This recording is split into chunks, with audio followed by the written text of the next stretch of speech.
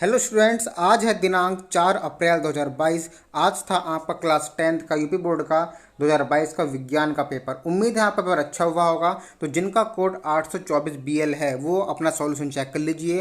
पूरी वीडियो में पूरा सॉल्यूशन बताने वाला हूँ किस तरह से आपको क्वेश्चन पेपर ये करना था। तो स्टार्ट करते हैं। सबसे पहले हम पहले पेपर की ओर हैं। ये हमारा आपका पहला पेपर है। उसके बाद हम बढ़ते हैं अति लघु बहुविकल्पी की तरफ। ठीक है, बहुविकल्पी में आपका पहला क्वेश्चन क्या था?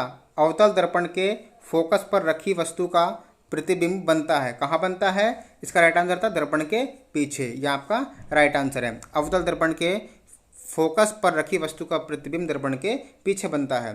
तो खैप जिन्होंने सेकंड पार्ट किया इसका दर्पण के पीछे, उनका ठीक गया है आंसर। प्रश्न नंबर 2 है, निम्नलिखित में दिए गए माध्यमों में प्रकाश की चाल न्यूनतम किस में होती है? कांच में जो है प्रकाश की चाल न्यूनतम होती है। तो इसका थर्ड पार्ट इन्होंने किया है वो बिल्कुल ठीक है। नेक्स्ट क्वेश्चन, 5 ओम प्रतिरोध तार को 5 बराबर टुकड़ों में काटने पर प्रत्येक टुकड़े का प्रतिरोध कितना होगा? 1 ओम। इसका आंसर 1 ओम ठीक है। नेक्स्ट क्वेश्चन, घ पार्ट इसका, वैद्युत शक्ति का मात्रक कितना होता है? वाट। आपको कई बार वीडियो में बताया था मैंने कि वाट जो है वो वैद्युत शक्ति का मात्रक होता है। तो जिन्होंने चारों क्वेश्चन ये किए हैं उनके 4 नंबर पक्के हैं। बढ़ते नेक्स्ट क्वेश्चन की ओर। नेक्स्ट क्वेश्चन हमारा अति लघु आते हैं। वाहनों में उत्तल दर्पण का उपयोग क्यों किया जाता है? वाहनों में उत्तल दर्पण का उपयोग क्यों किया जाता है? तो आपको इस क्वेश्चन का आंसर स्क्रीन पर दिखाई दे रहा होगा। उत्तल दर्पण का उपयोग वाहनों के साइड मिरर में इसलिए किया जाता है क्योंकि उत्तल दर्पण अपसारी दर्पण होने के कारण सामान्यतः छवियों को छोटा करके दिखाता है, जिससे वाहनों के पीछे का दृश्य क्षेत्र अधिक व्यापक हो जाता है और छोटे से मिरर में अधिक दृश्य क्षेत्र को समेट लिया जाता है। इससे वाहन चालक को पीछे का अधिक दृश्य क्षेत्र दिखाई पड़ता है। तो यहाँ से लेकर के आपका यहाँ तक का ये आंसर आपको लिखना था। तो जिन्होंने ऐसा लिखा है उसके 2 नंबर बिल्कुल पक्के हो जाएंगे। बढ़ते नेक्स्ट क्वेश्चन की ओर। ख पार्ट, एक अवतल लेंस की फोकस दूरी 30 सेमी है। वस्तु को लेंस से कितनी दूरी पर रखें जिससे वस्तु का प्रतिबिंब लेंस से 20 सेमी की दूरी पर बने? तो ये क्वेश्चन हमने जो है अपने चैनल पर कराया हुआ है। इसका मैं आपको सॉल्यूशन एक बार फिर से दिखा देता हूँ।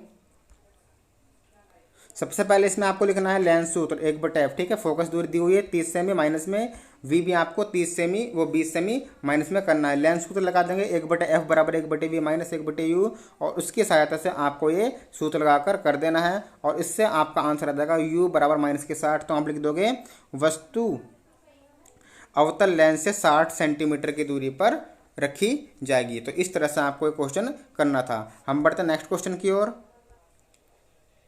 निकट दृष्टि दोष क्या होता है और इसका निवारण कैसे होता है? ये बहुत ही मोस्ट इंपोर्टेंट क्वेश्चन मैंने आपको बताया था एग्जाम से पहले। इसका आंसर देखते हैं। तो निकट दृष्टि दोष क्या होता है? इस दोष से युक्त नेत्र द्वारा मनुष्य पास की वस्तुओं को तो स्पष्ट देख सकता है परंतु दूर की रखी वस्तुओं को स्पष्ट नहीं देख सकता। और कौन सा लेंस चाहिए इसमें? अवतल लेंस का प्रयोग करना चाहिए। तो ये आपका निकट दृष्टि दोष का उत्तर था। जिन्होंने ऐसा लिखा है उसके 2 नंबर पक्के हो जाएंगे। नेक्स्ट क्वेश्चन की ओर हम। नेक्स्ट क्वेश्चन है क्वेश्चन नंबर 3। एक अवतल दर्पण से वस्तु का प्रतिबिंब वास्तविक तथा बड़ा बनाने के लिए वस्तु की स्थिति किरण आरेख में दिखाइए। एक ये करना था आपको तीसरे में से, अथवा में ये करना था। जो तीसरे का पहला क्वेश्चन है बहुत ईजी क्वेश्चन था। इसका मैं सॉल्यूशन आपको शो कर देता हूँ किस तरह से आपको आरेख बनाना था। यहाँ पर आपको इसका आंसर शो हो रहा होगा, देख लीजिए। इस तरह से आपको ये आरेख बनाना था। क्या करना था इसमें? एक अवतल दर्पण से फोकस तथा वक्रता केंद्र के बीच स्थित वस्तु का प्रतिबिंब वास्तविक वस्तु से बड़ा, ठीक है, वस्तु से बड़ा, यही आपको इसमें दिखाना था। ठीक है, आपने कर दिया होगा तो आपको इसमें पूरे 4 नंबर मिल जाएंगे। नेक्स्ट क्वेश्चन की ओर हम बढ़ते हैं। नेक्स्ट क्वेश्चन, इसका ख पार्ट, प्रतिरोध का मात्रक क्या होता है? L लंबाई तथा A मोटाई तार के प्रतिरोध का 10 ओम है। इस पदार्थ के एक अन्य तार जिसकी लंबाई L/3 है तथा मोटाई 3 हो तो उसका प्रतिरोध ज्ञात कीजिए। आपको ये करना था या इसके अथवा में आपको ये करना था 4 नंबर में। मेरे ध्यान से ये सवाल आपके लिए बहुत ईजी है। इसमें आपको डेरिवेशन प्रूफ करके दिखाना था। तो किस तरह से इसका आंसर होगा अभी आपको शो कर देता हूँ, देख लीजिए और चेक कर लीजिए आप क्या आपने यही किया है या नहीं। यहाँ पर आप स्क्रीन पर देख सकते हैं श्रेणी क्रम में ये आपका प्रतिरोधों के संयोजनों का आपको ये प्रूफ करके दिखाना था। ठीक है, तीन प्रतिरोध हैं आपके R1, R2, R3 और यहाँ पर शो हो चुका है R is equal to R1 plus R2 plus R3, ये आपको प्रूव करके लाना था। तो इस तरह से अगर आपने किया है, चाहे आप हिंदी थोड़ी कम लिख दो, लेकिन ये जो है ये और ये मेन चीज़ डायग्राम अगर आपने ये किया है तो आपको पूरे 4 नंबर इस तरह से मिल जाएंगे। उम्मीद है आपने अच्छा किया होगा और जिन्होंने ऐसा क्वेश्चन किया है सॉल्यूशन, उसको 4 नंबर कोई नहीं काटने वाला है। तो बढ़ते हैं नेक्स्ट क्वेश्चन की ओर।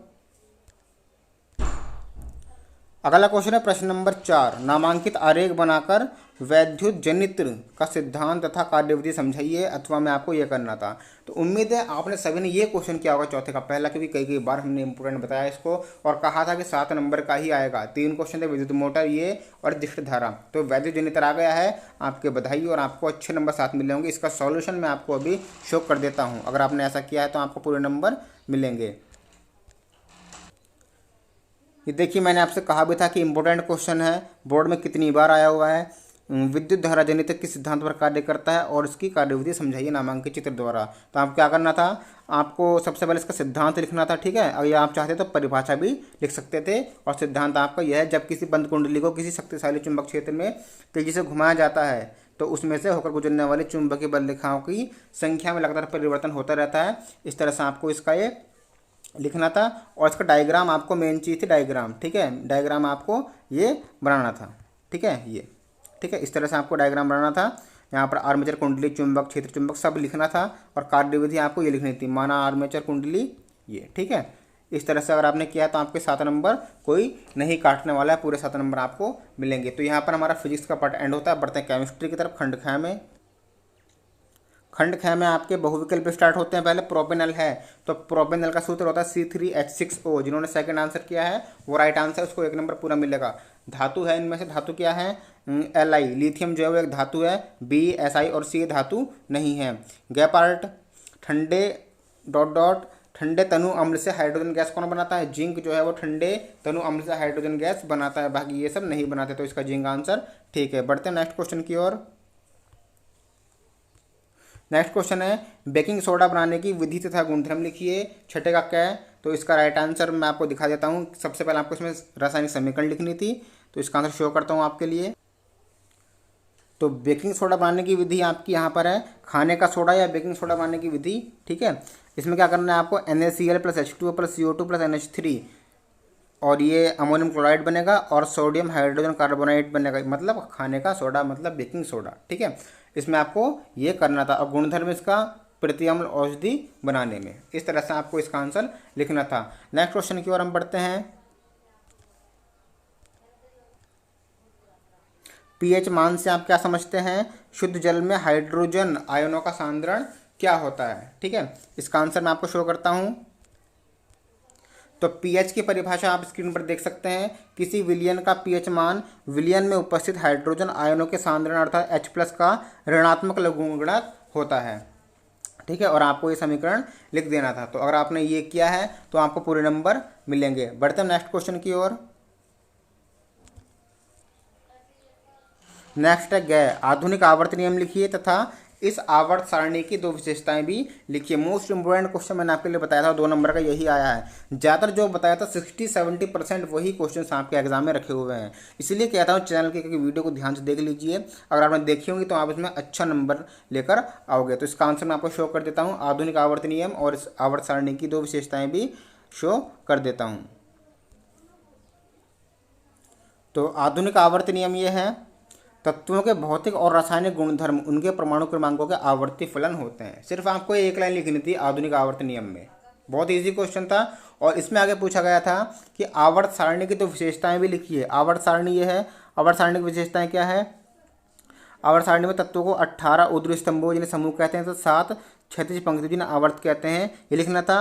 और ये भी लिख सकते थे आप, ठीक है। इस तरह से अगर आपने किया है तो आपको पूरे 2 नंबर मिल जाएंगे। ये आप संयोजकता भी लिख सकते थे। नेक्स्ट क्वेश्चन की ओर हम बढ़ते हैं। प्रश्न नंबर 8, निम्नलिखित पर टिप्पणी लिखिए। आप ये तीनों करें अथवा में ये करें। मुझे उम्मीद है आप सबने ये किया होगा, क्योंकि एथेनोइक अम्ल के बनाने की विधि तथा 3 रासायनिक गुणधर्म का रासायनिक समीकरण बहुत ईजी क्वेश्चन है और बताया था आपको इंपोर्टेंट क्वेश्चन में ये 7 नंबर का क्वेश्चन है। इसका आंसर आपको शो कर देता हूँ। तो एथेनोइक अम्ल बनाने की विधि यहाँ पे क्या थी, एथिल एसीटेट को H2O से रासायनिक अभिक्रिया करानी थी NaOH के साथ, ठीक है। तो आपको मिलता CH3COOH प्लस C2H5OH, यानी कि एथेनोइक अम्ल, एसिटिक अम्ल को ही हम बोलते हैं। घुमाया क्वेश्चन आ गया है, एसिटिक अम्ल या एथेनोइक अम्ल एक ही बात है। अगर आपने ये समीकरण लिखी है तो इसमें आपको पूरे नंबर मिलेंगे। और इसमें आपसे आगे पूछा गया है कि 3 रासायनिक गुणधर्म का रासायनिक समीकरण लिखिए एथेनोइक अम्ल के, ठीक है। तो इसके 3 रासायनिक गुणधर्म आपको दिखाता हूं। ये देखिए, इसमें आपके तीनों रासायनिक गुणधर्म दिखाए गए हैं, मतलब तीनों से आपने अभिक्रिया करा दी CH3COOH, यानी कि एसिटिक अम्ल आपका एथेनोइक एसिड, ठीक है। अगर आपने क्वेश्चन किया है एथेनोइक अम्ल, एथेनोइक एसिड या अम्ल एक ही बात है, तो ये तीनों आपके गुणधर्म है, रासायनिक समीकरण है। अगर आपने किया है तो 7 नंबर आपको इसमें पूरे मिलेंगे। बढ़ते हैं नेक्स्ट क्वेश्चन की ओर। नेक्स्ट पार्ट हमारा शुरू होता है जीव विज्ञान का, यानी बायोलॉजी का। तो इसका प्रश्न नंबर 9 का पहला है, बहुविकल्पीय है। मानव में गुणसूत्रों की संख्या है 46 गुणसूत्र है मानव में, ठीक है। तो 46 जिन्होंने किया है वो आपका ठीक आंसर है। क्वेश्चन नंबर 2, निम्न में से कौन मानव में मादा जननतंत्र का भाग नहीं है, ठीक है। तो शुक्रवाहिका जो है वो नर जननतंत्र का भाग है, तो ये नहीं है, ठीक है। इसका थर्ड पार्ट आंसर आपका राइट है। नेक्स्ट क्वेश्चन की ओर हम बढ़ते हैं। गैपार्ट, निम्नलिखित में कौन सा जीन प्रारूप शुद्ध गोल बीजों को प्रकट करता है, डबल आर इसका राइट आंसर है। नेक्स्ट क्वेश्चन, पादपों में जाइलम कार्य क्या होता है, जल का सव्य है। जिन्होंने सेकंड पार्ट टिक किया है उनके पूरे नंबर इसमें मिलेंगे। नेक्स्ट क्वेश्चन, मेंडल के प्रयोगों के आधार पर प्रभावी तथा अप्रभावी लक्षणों को समझाइए। बहुत इजी क्वेश्चन था, इसका आंसर आपको शो कर देता हूं। तो मेंडल के प्रभावी तथा अप्रभावी लक्षण आप यहाँ पर देख सकते हैं। ये प्रभावी तथा अप्रभावी लक्षण से क्या तात्पर्य है मेंडल के। तो विपर्यासी लक्षणों वाले जनकों में संकरण कराने पर जो लक्षण प्रथम पीढ़ी में प्रदर्शित होता है उसे प्रभावी लक्षण कहते हैं। यहाँ से आपका आधा आंसर हुआ, ठीक है। और जो लक्षण स्वयं को प्रदर्शित नहीं कर पाता उसे अप्रभावी लक्षण कहते हैं। बस आपको ये 2.5 लाइन लिखनी थी और आपको इसमें पूरे के पूरे कितने मार्क्स का था आपका ये था 2 मार्क्स का, ठीक है। तो आपको ये पूरे इसमें 2 नंबर मिल जाते हैं। नेक्स्ट क्वेश्चन आपका, भोजन के पाचन में लार की क्या भूमिका है। भोजन के पाचन में लार की क्या भूमिका है, 2 नंबर का इंपॉर्टेंट क्वेश्चन है। तो भोजन के पाचन में लार की भूमिका, लार के पाचन कार्यों में शामिल है भोजन को गीला करना, ठीक है। क्या कार्य इसका, लार क्या करती है, भोजन को गीला करती है और भोजन की लुगदी बनाती है ताकि यह आसानी से निकला जा सके। लार में एंजाइम एमिलेस होता है। बस आपको इतना लिखना है, ठीक है। यहाँ से लेकर के यहाँ तक आप लिख सकते हैं, निकला जा सके। अगर आप लिखना चाहते हो तो इसको पूरा लिख सकते हो, बाकी अगर आपने 2 लाइन लिखी है तो आपको पूरे 2 नंबर मिल जाएंगे। बढ़ते हैं हम नेक्स्ट क्वेश्चन की ओर।